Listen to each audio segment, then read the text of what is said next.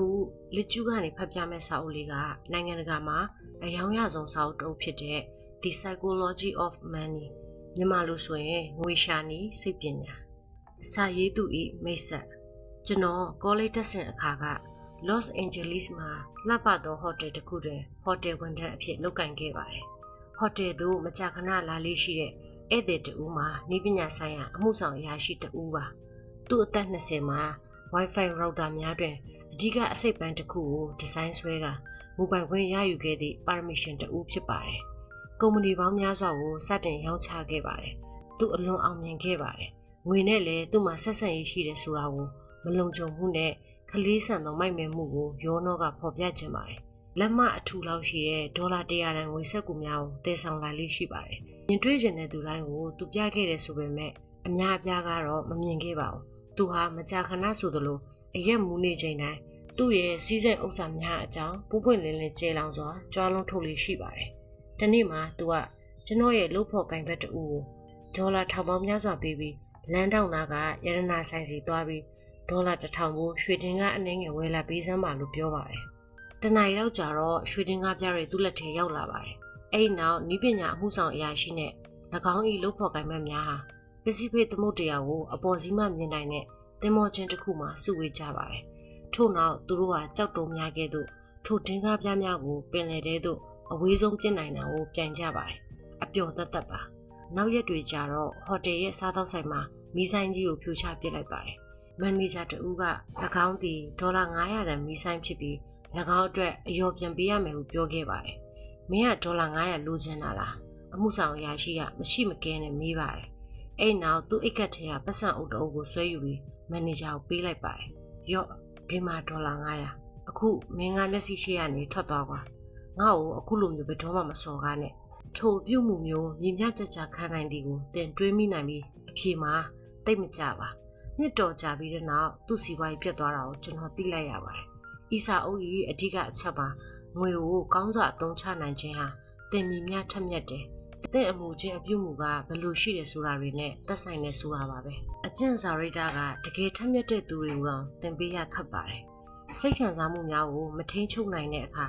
permission တူပင်ဖြစ်ပါစေငွေကြေးဆိုင်ရာဘေးအန္တရာယ်တစ်ခုခုနဲ့ကြုံတွေ့သွားနိုင်ပါတယ်။ဆန့်ကျင်ဘက်လည်းဖြစ်ပါတယ်။ငွေကြေးအသိပညာမရှိတဲ့တာမန်လူများလည်းချမ်းသာနိုင်ပါတယ်။အကယ်၍သူတို့မှာတရားဝင်တိုင်းတာမှုများနဲ့မသက်ဆိုင်သောအပြုမှုဆိုင်ရာကျွမ်းကျင်မှုအသိဉာဏ်လက်တဆုပ်စာလောက်ရှိမယ်ဆိုရင်ပေါ့။ Ronald James Reed သည် American ပရဟိတသမားယင်းနှိမ့်မြုပ်နှံသူတန့်ရှင်ရေးဝန်ထမ်းနဲ့ဓာတ်ဆီဆိုင်ဝန်ထမ်းတဦးဖြစ်ပါတယ်။ကျွန်တော်အကြိုက်ဆုံးကတော့ Wikipedia အဝင်ကစာသားပါ။သူဟာသူ့မိသားစုထဲမှာပထမဆုံးအထက်တန်းကျောင်းပြီးသူဖြစ်ပြီးနေ့တိုင်းကျောင်းသို့ခက်ခက်ခဲခဲခြေကျင်သွားခဲ့ရတဲ့အချက်ကြောင့်ပို၍ပင်အထင်ကြီးစေခဲ့ပါတယ်။ Ronald Reed ကိုသိရသူတွေအတွက်တော့ပြောစရာမရှိပါဘူး။သူ့ဘဝနှင်းကြခဲ့ပါတယ်။25နှစ်ကြာအောင်ဓာတ်ဆီဆိုင်မှာကားပြစ်တဲ့အလုပ်ကိုလုပ်ခဲ့ပါတယ်။ JC Penney မှာလည်း18နှစ်နီးပါးတန့်ရှင်ဝန်ထမ်းအဖြစ်လုပ်ကိုင်ခဲ့ပါတယ်။သူ့အသက်38နှစ်အရွယ်မှာအိတ်ခမ်းနှခမ်းပါတဲ့အိမ်တလုံးကိုဒေါ်လာ12000နဲ့ဝယ်ယူခဲ့ပြီးထိုနေရာမှာတစ်သက်လုံးနေထိုင်ခဲ့ပါတယ်။အသက်50အရွယ်မှာမုတ်ဆိုးဖို့ဖြစ်ခဲ့ပြီးနောက်အိမ်တော်မပြုတ်ခဲ့ပြီ။သူ့ရဲ့အဓိကဝါသနာကထင်းခုတ်တာပါလို့သူ့တငယ်ချင်းတယောက်ကပြောပြပူပါတယ်။ရီဟာအသက်62နှစ်အရွယ်2014ခုနှစ်မှာကွယ်လွန်ခဲ့ပါတယ်။နင်းချသောကျေးလက်နေတန့်ရှင်ရေးသမားဟာနိုင်ငံတကာသတင်းကောင်းကြီးပိုင်းများတွေမှာပါလာနေတဲ့အချိန်ဖြစ်ပါတယ်။2014ခုနှစ်မှာအမေရိကန်လူမျိုး1.8 သန်းကျော်သေဆုံးခဲ့ပါတယ်။၎င်းတို့အနက်လူ4000လောက်သာကွယ်လွန်ချိန်မှာအသက်တင်ပိုင်ဆိုင်မှုဒေါ်လာ8သန်းကျော်ရှိတာပါ။ Ronald Reed သည်၎င်းတို့ထဲမှာတဦးပါ။တန့်ရှင်ရေးသမားကြီးရဲ့ဆန္ဒအရသူ့ရဲ့မွေးစားကလေးများအတွက်ဒေါ်လာ2သန်းထားခဲ့တဲ့အပြင်သူ့ရဲ့ဇာတိမှာဆေးရုံနဲ့စာကြည့်တိုက်အတွက်ဒေါ်လာ6သန်းကျော်ထားခဲ့ပါတယ်။ Reed ကိုသိတဲ့သူတွေကအံ့ဩသွားကြတယ်။အဲ့ဒီငွေတွေအားလုံးကိုသူဘယ်ကနေရခဲ့တာလဲ။တကယ်ကလျှို့ဝှက်ချက်မရှိခဲ့ပါဘူး။ထိပေါက်ခဲ့ခြင်းမရှိသလိုအမွေရတာလည်းမဟုတ်ခဲ့ပါဘူး။ Reed ဟာသူတက်နိုင်သမျှအနေငယ်သိမ်းဆည်းပြီးကုမ္ပဏီအကြီးများမှာ stock share များတွင်မြုပ်နှံထားခဲ့တာပါ။ထို့နောက်10စုနှစ်များစွာစောင့်ဆိုင်းခဲ့ပါတယ်။နောက်ဆုံးမှာတော့တင်းငယ်တဲ့စုဆောင်ငွေတွေဟာဒေါ်လာ8သန်းကျော်အထိပေါင်းစပ်သွားခဲ့ပါတယ်။ဒါပါပဲ။တန့်ရှင်ဝန်ထမ်းကနေဖြစ်လာတဲ့ပရဟိတသမားပေါ့။ Ronald Reed မသိဆုံးမီလအနေငယ်အလိုတွင် Richard အမည်ရှိအခြားလူတဦးရဲ့သတင်းကြားရပါတယ်။ Richard Foucault ကတော့ Ronald Reed လိုမျိုးလုံးဝမဟုတ်ခဲ့ပါဘူး။သူဟာ Harvard တက္ကသိုလ်ကျောင်းဆင်း MBA ဘွဲ့ရ Merrill Lynch ရဲ့အမှုဆောင်အရာရှိပညာတတ်တဲ့ဦးပါ Fox ကမှာငွေကြေးနဲ့ပတ်သက်ပြီးအောင်မြင်တဲ့အသက်မွေးဝမ်းကြောင်းအလုပ်ရှိခဲ့ပြီးပရဟိတလုပ်ကိုအသက်40မှာအနားယူခဲ့ပါတယ်။ Merrill အမှုဆောင်အရာရှိချုပ်ဟောင်း David Kosmasky က Fox ကိုစီးပွားရေးကျွမ်းကျင်သူခေါင်းဆောင်မှုစွမ်းရည်ကောင်းသူကောင်းမွန်စွာစီရင်ဆုံးဖြတ်နိုင်တဲ့သူဟုချီးကျူးခဲ့ပါတယ်။ Crane ၏စီးပွားရေးမဂ္ဂဇင်းသည်အောင်မြင်သောစီးပွားရေးသမားများ၏40 under 40စီးရင်တွင်သူ့ကိုထည့်သွင်းခဲ့ပူပါတယ်။အဲ့နောက်ပိုင်းမှာတော့ရွှေတင်းကပြစ်တိုင်ကစားခဲ့တဲ့ဤပညာမှုဆောင်အရာရှိကဲ့သို့အရာရာအားလုံးပြိုကွဲပျက်စီးသွားခဲ့ပါတယ်။2000ပြည့်နှစ်များအလယ်ပိုင်းမှာ Fox ဟာ Greenwich Connecticut တွင်ရေချိုးခန်း17ခန်းဓလေက2ဆင်းရေကူးကန်2ခုကားကူတောင်2ခုပါတဲ့စတူယန်ပေ18000ကျယ်ဝန်းသောအိမ်တစ်လုံးကိုဝယ်ယူခဲ့ပြီးထိုအိမ်အားထိန်းသိမ်းဆောက်ရှောက်ရန်အတွက်တစ်လလျင်အမေရိကန်ဒေါ်လာ9000ကျော်ကုန်ကျခဲ့ပါတယ်။နောက်တော့2008ခုနှစ်ဘဏ္ဍာရေးအကျပ်တဲဖြစ်ပေါ်လာပါတယ်။အကျပ်တဲကလူတိုင်းနှိပါရဲ့ငွေကြေးကိုထိခိုက်စေခဲ့ပါတယ်။ထိုအရာက Fox ကိုဖုံမှုအဖြစ်သို့ပြောင်းလဲသွားစေခဲ့ပါတယ်။မြင့်မာသောအကျွေးများနဲ့အသုံးဝင်သောပိုင်ဆိုင်မှုများကြောင့်သူဒေဝါလီခံခဲ့ရပါတယ်။ကျွန်တော်မှာလောလောဆယ်ဝင်မရှိဘူးဟု2008ခုနှစ်တွင်ဒေဝါလီခံမှုကိုစစ်ဆေးတဲ့တရားသူကြီးတဦးပြောကြားခဲ့ပူပါတယ်။ပထမဦးစွာသူ့ရဲ့ဖန်ပီရှိအိမ်ဟာချိတ်ပိတ်ခံခဲ့ရပါတယ်။2014ခုနှစ်ကျတော့ Greenwich မှာရှိတဲ့စံအိမ်လည်းချိတ်ပိတ်အသိမ်းခံခဲ့ရပါတယ်။ Ronald Reed ရဲ့ကံကြမ္မာကိုအလှည့်ပြောင်းမဖြစ်မီ9လအလိုကထိုအိမ်ရဲ့မိုးလုံလေလုံရေကူးကန်မှာဧည့်သည်များနဲ့ထမင်းစားခြင်းကခုန်ခြင်းစတဲ့စိတ်လှုပ်ရှားဖွယ်အဖြစ်များကိုပြန်လည်အမှတ်ရမိနေပါလိမ့်မယ်။ထိုဆိုင်အိမ်ကိုအာမခံကုမ္ပဏီတစ်ခုကကာလတန်ဖိုးထက်25%ရှော့ဈေးဖြင့်လေလံတင်ရောင်းချခဲ့ပါတယ်။ Ronald Reed ကစိတ်ရှိတယ်။ Richard Fox ကလောဘကြီးတယ်။ကြီးမားတဲ့ပညာရေးနဲ့အတွေ့အကြုံနှစ်ခုကြားကွာဟချက်ကိုဖျက်ကျော်ဖို့အဲ့ဒါပဲလိုပါတယ်။ဒီနေရာမှာသင်ခန်းစာက Ronald ကိုအတူယူပြီး Richard ကိုအတူမယူခိုင်းတာမျိုးမဟုတ်ဘူးဆိုပေမဲ့အဲ့ဒါဟာမကောင်းတဲ့အကြံဉာဏ်တော့မဟုတ်ပါဘူး။ဒီဇက်လန်တွေရဲ့စိတ်ဝင်စားစရာကောင်းတဲ့အချက်ကငွေကြေးဟာဘလောက်ထူးခြားလဲဆိုတာပါ။ College degree မရှိသူသင်တန်းတက်ရှင်မရှိသူနောက်ခံမရှိသူတရားဝင်အတွေ့အကြုံမရှိသူအဆက်အသွယ်မရှိသူတူဟာအကောင်းဆုံးပညာရေးအကောင်းဆုံးလေ့ကျင့်မှုအကောင်းဆုံးဆက်သွယ်ရှိသူလိုမျိုးကြီးမားစွာစွမ်းဆောင်နိုင်စေတဲ့လုပ်ငန်းတွေပဲရှိနေတာမျိုးလားကျွန်တော်ဘလို့မှစဉ်းစားလို့မရခဲ့ဘူး။ Ronald Reed ဟာ Harvard တက္ကသိုလ်မှာလေ့ကျင့်သင်ကြားထားသောခွဲစိတ်ဆရာဝန်ထက်နှလုံးအစားထိုးကုသမှုကိုပုံမကောင်းမွန်စွာလှုပ်ဆောင်နိုင်ခဲ့တယ်ဆိုတဲ့အကြောင်းကိုဇက်လက်တပုတ်အဖြစ်စဉ်းစားရမဖြစ်နိုင်ပေ။သို့မဟုတ်အကောင်းဆုံးလေ့ကျင့်ထားသောဘိသုကများထက်တာလွန်တဲ့မိုးမျှော်တိုက်ဒီဇိုင်းကိုဆွဲနိုင်တာမျိုးရောပေါ့။ကမ္ဘာထိပ်တန်းနျူကလ িয়ার အင်ဂျင်နီယာများထက်တာလွန်သောတန့်ရှင်းသမားတဦးရဲ့ဇက်လန်ဟာမြည်သည့်အခါမှရှိမည်မဟုတ်ပါ။ဒါပေမဲ့အဲ့ဒီလိုဇက်လန်တွေကယင်းနှိမ့်မြုပ်နှံမှုမှာဖြစ်တတ်ပါတယ်။ Ronald Reed ဟာ Richard Fox နဲ့အတူရှင်တွဲနေထိုင်နိုင်သည်ဟူသောအချက်တွင်ရှင်းလင်းချက်နှစ်ခုရှိပါတယ်။နံပါတ်1ငွေကြေးရလဒ်များဟာငြိမ်ညံသွေးနဲ့စူးစမ်းအားထုတ်မှုကင်းတဲ့ကံတရားကြောင့်ဖြစ်ပေါ်လာတာပါ။အဲ့ဒါကအတိုင်းအတာတစ်ခုအထိမှန်ပါတယ်။ဒီစာအုပ်ထဲမှာအဲ့ဒါကိုအသေးစိတ်ဆွေးနွေးထားပါတယ်။နံပါတ်2ငွေကြေးအောင်မြင်မှုဆိုတာခက်ခဲတဲ့ပညာရပ်တစ်ခုမဟုတ်ပါဘူး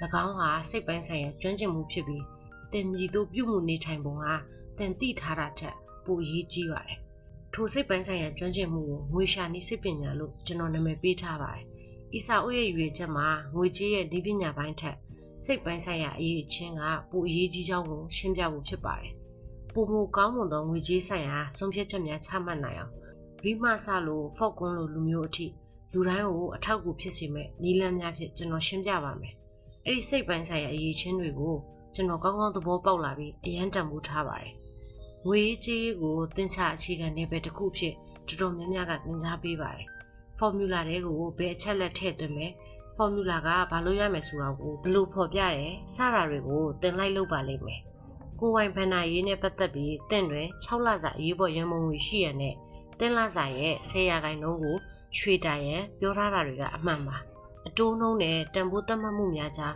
းတမိုင်းဝင်တိကျတဲ့ဆက်စပ်မှုများကိုကျွန်တော်တို့သိရှိသည့်နေရာမှာယင်းနှိမ့်မြုပ်နှံခြင်းဟာမှန်ပါတယ်။ CFO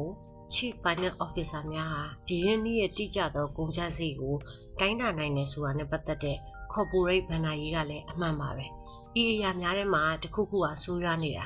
မှားယွင်းနေတာမျိုးမဟုတ်ပါဘူး။ဘာကိုလုပ်ရမယ်ဆိုတာသိနေတဲ့အချိန်မှာတင့်ကောင်းထဲမှာဖြစ်ပျက်နေတဲ့အရာတွေကိုဘာမှမပြောတတ်တော့ပါဘူး။သင်စိတ်ဝင်စားသည်ဖြစ်စေစိတ်မဝင်စားသည်ဖြစ်စေ ကျမ်းမာရေးနဲ့ငွေကြေးဆိုင်ရာအကြောင်းအရာနှစ်ခုဟာလူတိုင်းအပေါ်သက်ရောက်မှုရှိပါတယ်။ကျမ်းမာရေးဆောက်ရှောက်မှုလုပ်ငန်းဟာကမ္ဘာတဝန်းမှာလူသက်တမ်းတိုးလာခြင်းဖြင့်ခေတ်မီသိပ္ပံပညာရဲ့အောင်ပွဲတစ်ခုဖြစ်လာပါတယ်။သိပ္ပံနည်းကျရှာဖွေတွေ့ရှိမှုများဟာခန္ဓာကိုယ်ရဲ့အလုပ်လုပ်ပုံနဲ့ပတ်သက်၍ဆရာဝန်များရဲ့အယူဆဟောင်းများကိုအစားထိုးခဲ့ပြီးလူတိုင်းနှိပါဟာ၎င်းကြောင့်ပုံမူကျမ်းမာလာကြပါတယ်။ငွေကြေးလုပ်ငန်းတွေဖြစ်တဲ့ယင်းနှိမ့်မြုပ်နှံမှုပုဂ္ဂိုလ်ရေးဆိုင်ရာဘဏ္ဍာရေးစီးပွားရေးစီမံကိန်းရေးဆွဲခြင်းစတာတွေဟာမတူညီတဲ့ဇက်လန်တစ်ပုဒ်ပါဘဏ္ဍာရေးဟာပြီးခဲ့သော10စုနှစ်နှစ်ခုအတွင်းထိပ်တန်းတက္ကသိုလ်များမှအကောင်းဆုံးသောဉာဏ်များဖြင့်ပေါင်းစည်းခဲ့တာပါ Financial Engineering ဟာလွန်ခဲ့သော10စုနှစ်တစ်ခုက Princeton တက္ကသိုလ်မှ School of Engineering တွင်ရေပန်းအစားဆုံးဘာသာရေးဖြစ်ပါတယ်၎င်းကြောင့်ပုံမူကောင်းမွန်သောယင်းနှိမ့်မြုပ်နှံသူများဖြစ်စေကြောင်းအထောက်အထားများကျွန်တော်တို့မှာရှိပါသလားကျွန်တော်တော့မတွေ့ဘူးပါဘူးနှစ်ပေါင်းများစွာစုပေါင်းစံသတ်မှုမှအမှားယွင်းများကြောင့်ပုံမူကောင်းမွန်သောတောင်သူလယ်သမားများကျွမ်းကျင်သောရေပိုက်သမားများအဆင့်မြင့်ဓာတုဗေဒပညာရှင်များဖြစ်လာစေတာပါ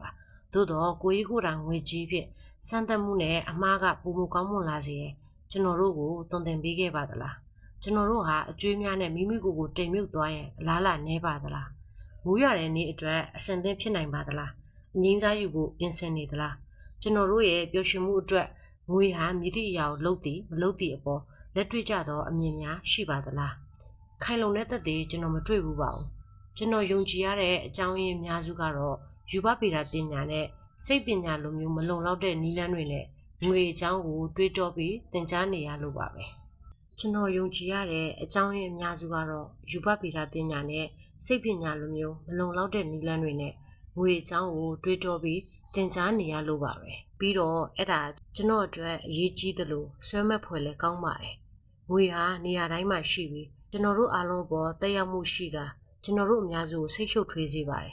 လူတိုင်းကအဲ့ဒါကိုအနေငယ်ကွဲလွဲစွာတွေးကြပါတယ်အနေရဲ့ယုံကြည်မှုပျော်ရွှင်မှုတို့ကဲ့သို့သောဘဝနယ်ပယ်များစွာနဲ့သက်ဆိုင်တဲ့အရာများအတွက်သင်ခန်းစာများပေးပါတယ်ငွေထက်ဆိုင်ရင်လူတွေရဲ့ပြုမှုနေထိုင်ပုံကိုခေါင်းစဉ်အနေငယ်မှာကွက်ကွက်ကွင်းကွင်းရှင်းပြထားပါတယ်၎င်းဟာကမ္ဘာပေါ်မှာအကြီးကျယ်ဆုံးပြဆက်တွေထဲကတစ်ခုဖြစ်ပါတယ်ငွေရှာနည်းစိတ်ပညာပေါ်ကျွန်တော်ကိုယ်တိုင်တန်ဖိုးထားမှုအပေါ်ရေးသားဖို့10စုနှစ်တစ်ခုကျော်လောက်ပုံသွင်းခဲ့ရပါတယ်2008ခုနှစ်အစောပိုင်းမှာဘဏ္ဍာရေးအကြောင်းကိုကျွန်တော်စရေးပါတယ်အဲ့ဒါဟာဘဏ္ဍာရေးအကျပ်တဲရဲ့အာယုံဦးနဲ့နှစ်ပေါင်း80အတွင်းအဆိုးရွားဆုံးစီးပွားရေးကျဆင်းမှုရဲ့အာယုံဦးပါပဲဖြစ်ပျက်နေတဲ့အကြောင်းတွေရေးဖို့ဖြစ်ပျက်နေတာတွေကိုသိကျင်လာပါတယ်ဒါပေမဲ့ငွေကြေးအကျပ်တဲအပြီးမှာကျွန်တော်ပထမဆုံးသိလိုက်ရတာကဖြစ်ပျက်ခဲ့တာကိုဘယ်သူမှတိတိကျကျမရှင်းပြနိုင်တာပါပဲဒါမှမဟုတ်ဘာကြောင့်ဖြစ်လာတာလဲဘာလို့တင်တယ်ဆိုတာကိုဘာလို့မပြောကြတာလဲကောင်းမွန်တဲ့ရှင်းလင်းချက်တိုင်းမှာတူညီစွာယုံကြည်နိုင်လောက်တဲ့ငြင်းခုန်မှုတစ်ခုရှိပါတယ်တရားပြိုကျရတဲ့အကြောင်းရင်းကိုအင်ဂျင်နီယာများကဆုံးဖြတ်နိုင်ပါတယ်အဘယ်ကြောင့်ဆိုတော့အချို့သော area တွင်အင်အားပမာဏကိုအသုံးချပါကထို area ဟာပျက်စီးသွားလိမ့်မယ်ဟုသောဘုံသဘောတူညီချက်ရှိတာကြောင့်ပါယူဘဗေဒဆိုတာအငင်းပွားဖွယ်မဟုတ်ပါဘူးစီးမြင်ဥပဒေများဖြင့်လမ်းညွှန်ထားတာပါငွေကြေးကတော့မတူပါဘူးလူတွေရဲ့အမှုကျင့်တွေကသာလမ်းညွှန်ပါတယ်ကျွန်တော်ပြုမှုပုံကကျွန်တော်အတွက်တော့အဓိပ္ပာယ်ရှိနိုင်ပေမဲ့တင့်အတွက်တော့ယူသွနေပုံဖြစ်ပါလိမ့်မယ်ငွေကြေးအကျက်တဲ့အကြောင်းကိုလေ့လာပြီးရေးလေငွေကြေးမဟုတ်ပဲစိတ်ပညာနဲ့သမိုင်းအကြောင်းတွေကနေတစ်ဆက်ပိုနားလည်လာလေးပါပဲလူတွေဘာကြောင့်အကျွေးထဲမှာနှိမ့်မြုပ်သွားသလဲဆိုတာနားလည်ဖို့အတိုးနှုန်းကိုလေ့လာဖို့မလိုအပ်ပါဘူးလောဘမလုံခြုံမှုအကောင်းမြင်ဝါဒတို့ရဲ့သမိုင်းကြောင်းကိုလေ့လာရန်လိုအပ်တာပါရင်းနှီးမြှုပ်နှံသူတွေဟာဈေးကွက်တန်ဖိုးမှာအဘဲကြောင့်ရောင်းချရလဲဆိုတာကိုတင်မျှော်လင့်ထားသည့်အနာဂတ်အမျက်ပြန်အံငွေကိုတွက်ချက်နိုင်တဲ့သင်္ချာပညာကိုလေ့လာရန်မလိုအပ်ပါဘူးသင်မိသားစုကိုကြီးစုခြင်းနဲ့သင်၏ရင်းနှီးမြှုပ်နှံမှုများဟာသူတို့ရဲ့အနာဂတ်ကိုထိခိုက်စေခြင်းရှိမရှိတွေးတောရန်သာလိုအပ်ပါတယ်ဘိုချေရဲ့လေးလာဆောင်ကြည့်မှုကျွန်တော်သဘောကျပါတယ်။သမိုင်းဆိုတာဘယ်တော့မှထပ်မဖြစ်တော့ဘူး။လူတွေကပဲအမြဲတမ်းလုပ်နေတာ။ငွေနဲ့ပတ်သက်တဲ့ပြုမှုပုံများဟာအလွန်ကျုံးဝင်ပါတယ်။ကျွန်တော်ကြုံတွေ့ခဲ့ရတဲ့အရေးအကြီးဆုံးရှို့ယင်းချက်များဗလိုက်မှုများနဲ့ငွေကြေးကိစ္စများတွင်လူတွေအပေါ်ထိခိုက်တဲ့အပြုမှုစုံများဖြစ်ပေါ်စေသည့်အကြောင်းရင်းအခု20ကိုအကျဉ်းချုပ်ဖော်ပြသည့်အစီရင်ခံစာတစ်စောင်ကို2018ခုနှစ်မှာကျွန်တော်ရေးသားခဲ့ပါတယ်။ငွေရှာနည်းစိတ်ပညာလို့ခေါ်ပြီးလူပေါင်း1,000,000 ကျော်ဖတ်ပြီးပါပြီ။ဒီစာအုပ်ဟာခေါင်းစဉ်ကိုနဲ့နဲစွာထိုးထွင်းသိမြင်စေပါတယ်။အစီရင်ခံစာတွေကစာတူတချို့ဒီစာအုပ်မှာပြင်ဆင်ထားခြင်းမရှိဘဲပြန်လည်ရေးသားထားပါတယ် တင်ခုကင်ဆောင်ထားတဲ့စာအုပ်မှာအခန်း20ပါရှိပြီးတခန်းချင်းစီမှာငွေရှာနည်းစိတ်ပညာရဲ့အရေးကြီးဆုံးနဲ့လူရှုလို့မရတဲ့အင်္ဂါရက်များလို့ကျွန်တော်ယူဆထားတဲ့အရာများကိုဖော်ပြထားပါတယ်။အခန်းတိုင်းမှာအကြောင်းအရာတစ်ခုစီဖြင့်ရှင်းပြထားတော့လေတီးခြားစွာရေးသားထားတာကြောင့်မိမိဖတ်ရှုလိုသည့်အခန်းကိုဓာတ်ရိုက်လွတ်လပ်စွာဖတ်ရှုနိုင်ပါတယ်။စာအုပ်ကအထူးကြီးတော့မဟုတ်ပါဘူး။စာဖတ်သူအများစုကတော့ပြီးစီးအောင်မဖတ်နိုင်ကြပါဘူး။အကြောင်းမှာတစ်ခုတည်းသောအကြောင်းအရာရှင်းလင်းချက်အတွက်စာမျက်နှာ200ကျော်မလို့အပ်တာကြောက်ပါအဆုံးထိဖတ်ဖို့လက်လျှော့လိုက်ရတဲ့စာအရှိထက်ဆိုင်ရင်အချက်20ကိုအတူချုံရေးရတာပိုကြိုက်ပါတယ်ကျွန်တော်တို့စာဖတ်လိုက်ရအောင်ဗျာ